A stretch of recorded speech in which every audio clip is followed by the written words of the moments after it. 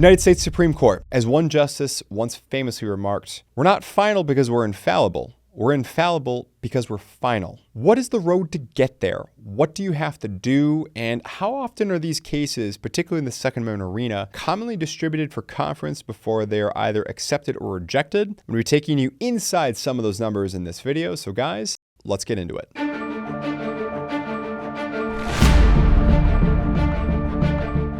So there are thousands of petitions for certiorari or writs of certiorari. That's the very fancy Latin way of saying people who are trying to get the U.S. Supreme Court to hear their case that are tried every single year with astoundingly low acceptance statistics. So if we go back to 2014, we saw that only about 2.1% of cases were actually accepted to be heard at the U.S. Supreme Court who applied. That number went up to 4.2%, so it doubled into 2015, before ebbing once more down to 2.9% in 2016, and then down to 2.8% in 2017. If you look at the overall statistics, we almost always see them hover in the high ones to occasionally they'll crack the low fours, but it's safe to say it tends to be somewhere in that 2 to 3%-ish mark. Now, over half of these petitions tend to be written by pro se folks. These are people who are representing themselves. They're ordinarily not attorneys, which is bad news if you're those people because they experience a far lower success rate. While attorney drafted writs have about a 6% success rate, pro se drafted writs tend to enjoy, well, sometimes well under a 1% success rate. Ouch. But how does one actually get approved? What's the court's internal mechanism? Well, according to a 2001 book called The Supreme Court, published by, conveniently, Chief Justice Rehnquist, he explained some of what the court's processes were under his time in the courts. So what he said is, shortly before each conference of the justices, I'll go into that in a moment, the Chief Justice sends out a list of the petitions that he wishes to have discussed. After the Chief's discuss list has come around, each of the associate justices may ask to have additional cases put on the list. The petitions that are not discussed at conference are denied without any recorded vote. The great majority of the petitions are never even discussed at conference and are simply denied without being taken up by the justices at a group. So they have these conferences where they'll sit around and they'll discuss things. And there may be, say, about 100 cases that have applied for certiorari that are technically up in that particular cycle for their discussion for the conference. But maybe they'll only discuss, according to Chief Rehnquist later on in the book, 15 to 30 of those, let's say. And then out of that discuss list, they may only accept the application for certiorari for a subset of those, perhaps maybe 3, 5, more, less, something like that. Now, the people who never even made it to the discuss list, well, that means that their petitions for review are rejected and lost, which means that whoever won at the preceding court level, those are the people who win, as opposed to if you get to go onto the U.S. Supreme Court, you press the reset button and game on at that point to see what the court will do. Now, keep in mind that there's only one U.S. Supreme Court, while there are 13 federal circuit courts of appeal that sit below it. And below those 13 federal circuit courts, you have 94 federal district courts. Also keep in mind that the United States Supreme Court is the final court of review for, of course, the 50 different state Supreme Courts, not to mention territorial courts and things like that. So you can kind of see how the roadmap gets you there. Now, as one court watcher website that I was checking out when I was prepping research for this video, and I'll link that in the description box below if you're curious to check it out yourself, that website noted that actually the percentage of cases on the discuss list that are granted is actually higher today, perhaps even much higher than it was under Chief Justice Rehnquist. And there's lots of speculation as to why. Maybe the judges just have an internalized clock of, yeah, we know this was probably have a better chance of going, or maybe they don't.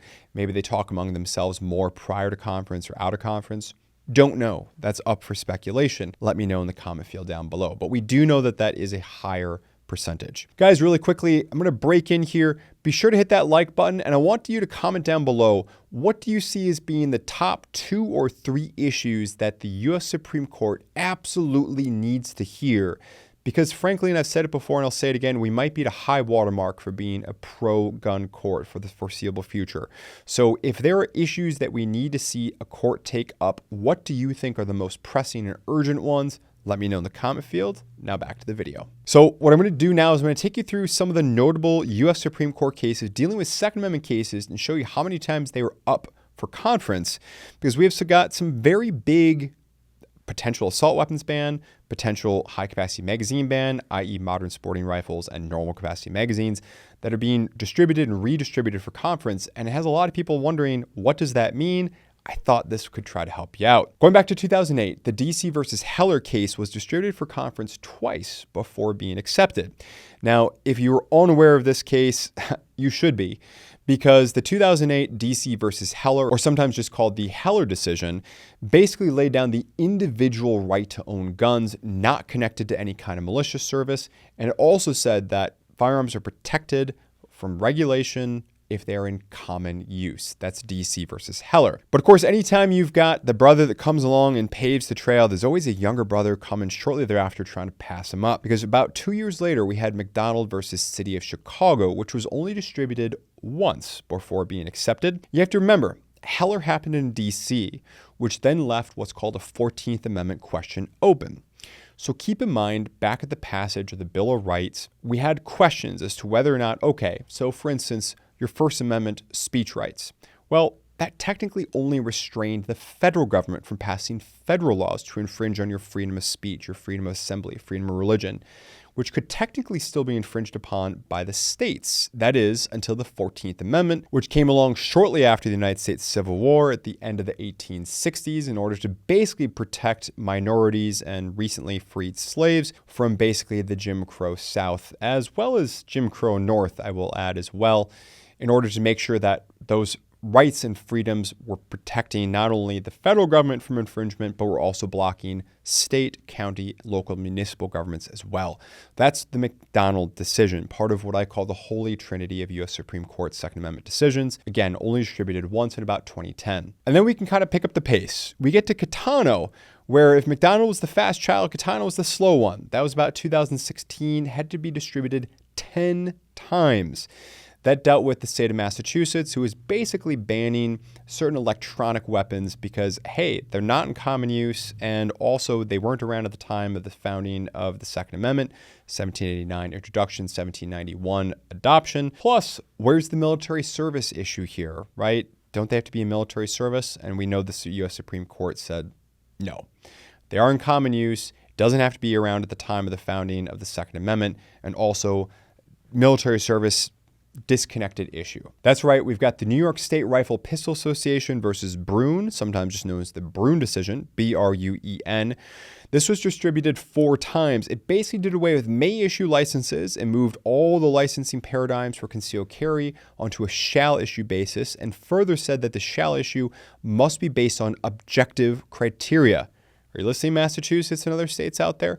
Objective measurable criteria, and almost probably bigger than that. It also laid out the legal test as, hey, if you're going to try to regulate a core Second Amendment protected activity, such as, concealed carry, purchasing, all that kind of stuff, right? It has to come from a representative portion of the nation's historical national tradition on regulating firearms. So we can't just invent new laws and new standards. Has to be part, and there's exceptions to everything. If you want to know those exceptions, let me know in the comment field. If there's enough people there, happy to post a video.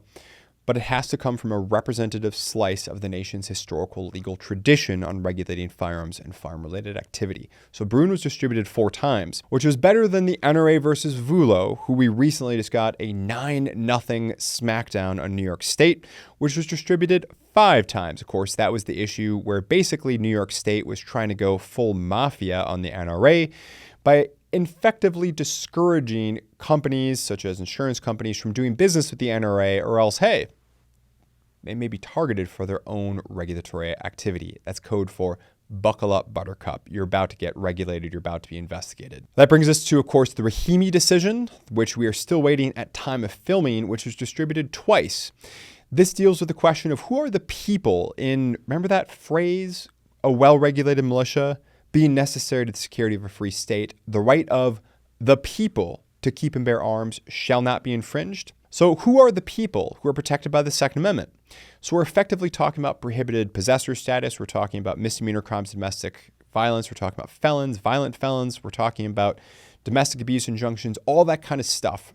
How do you lose your ability to count as the people, if at all? That's what's up in the Rahimi case, distributed twice. Garland versus Cargill, 4 times before it was accepted. The issue there is bump stocks. Whether or not a device is a machine gun, as defined by statute, versus the ATF rulemaking ability. We're talking about the Chevron doctrine. That's where basically does the federal government have to give deference to agencies like the ATF when they are trying to interpret things.